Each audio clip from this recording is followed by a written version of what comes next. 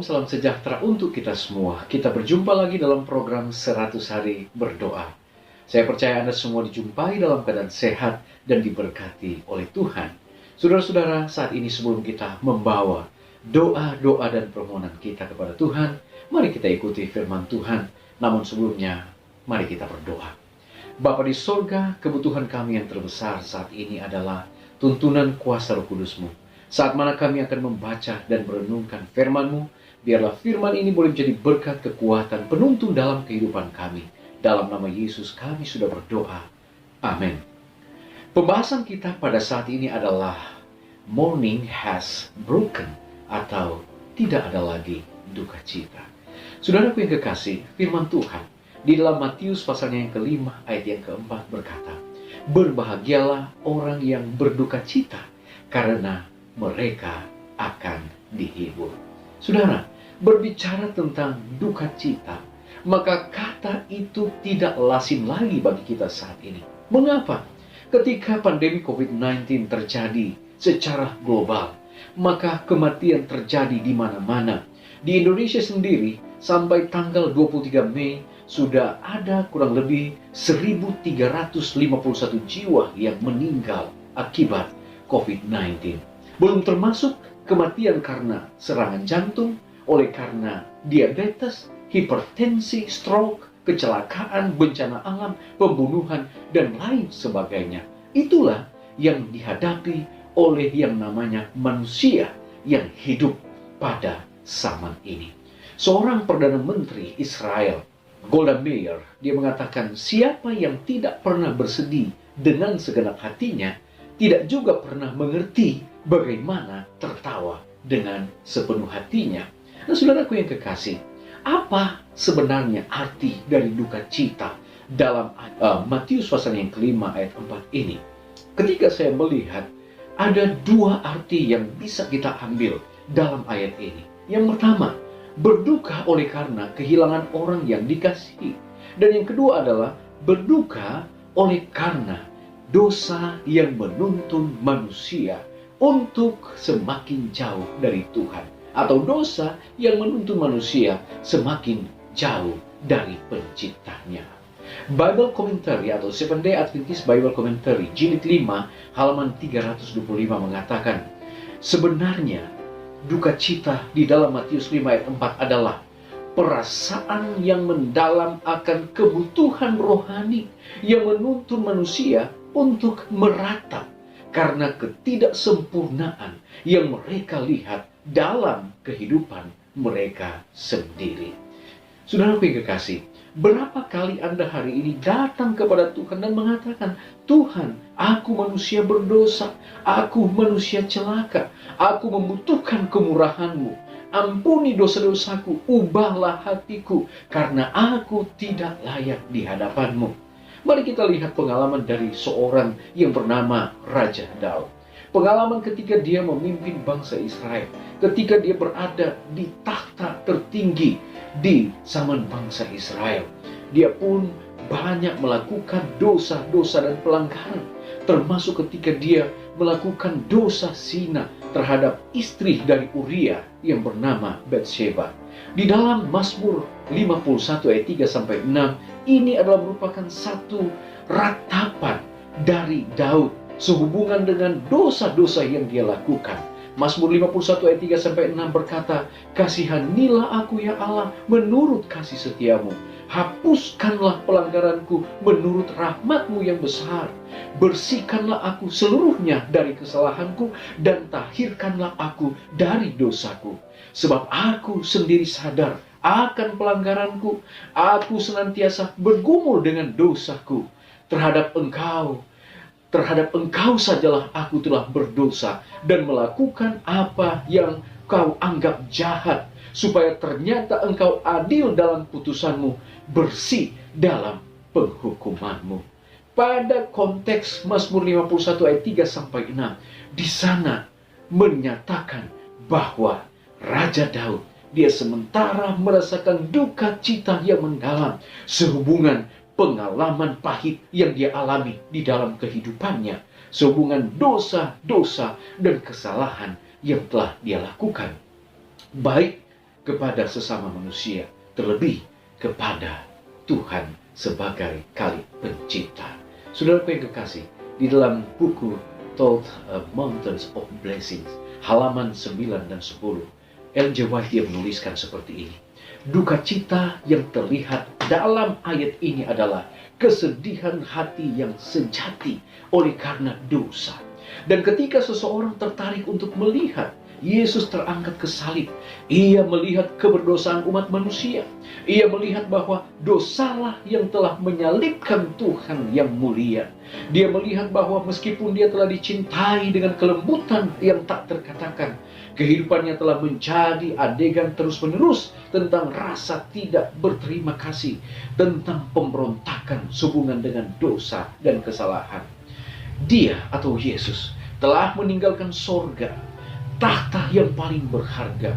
Dia telah menyalibkan dirinya sendiri sebagai anak Allah untuk manusia.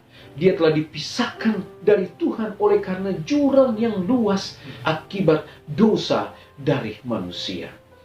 Dalam penyesalan sejati, kita dapat sampai di kaki salib, dan di sana kita dapat meninggalkan beban-beban dan dosa-dosa kita.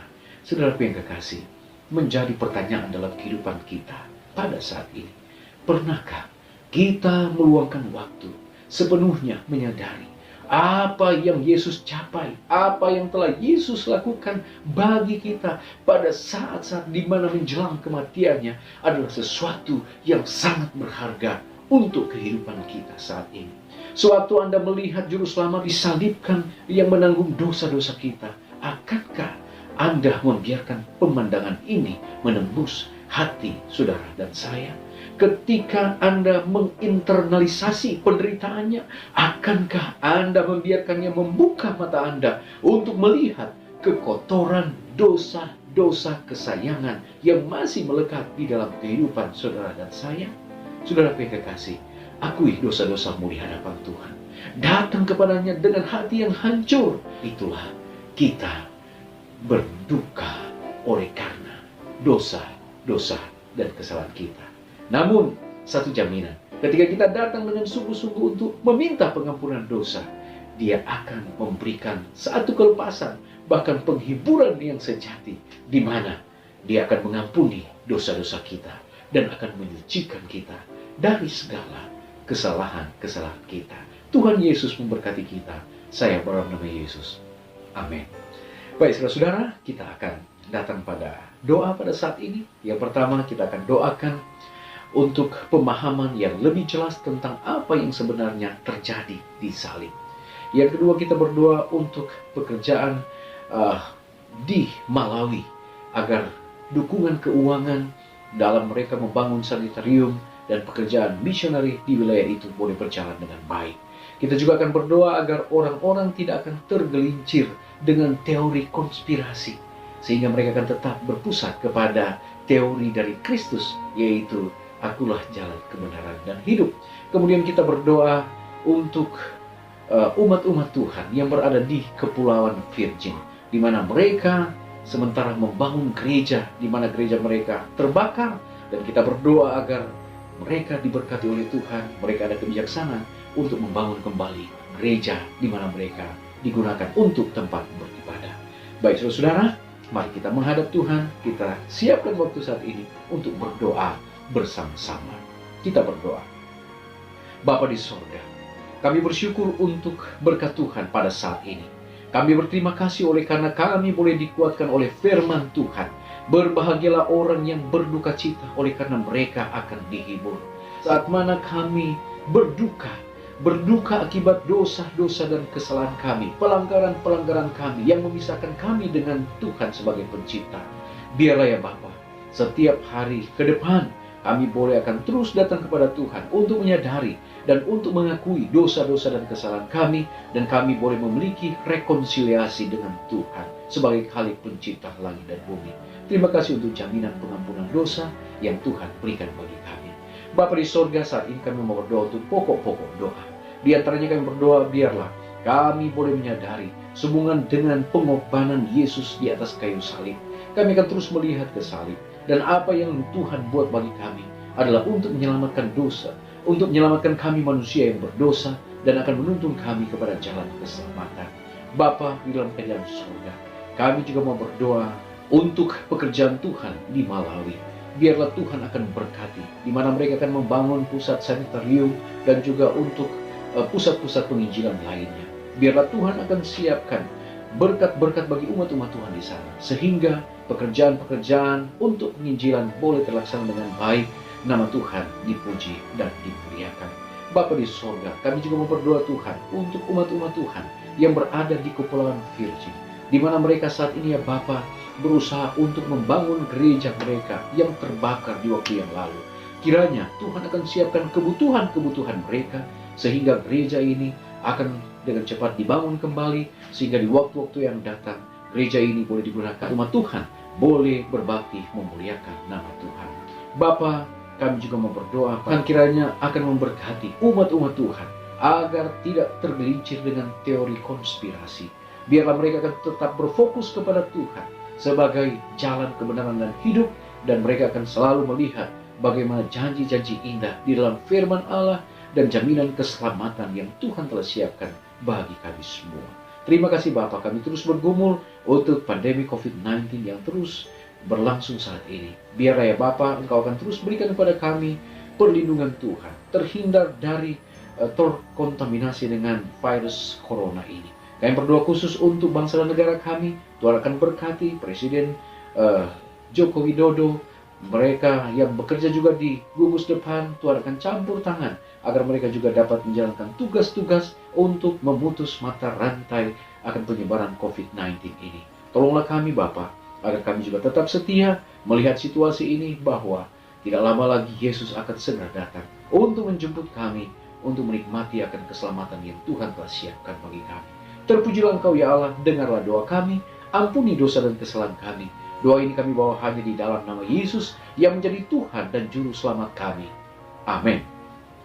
Baik saudara-saudara, pertemuan kita pada saat ini telah selesai. Kita akan jumpa lagi pada besok hari. Mari berdoa, kita tidak berdoa sendirian. Amin.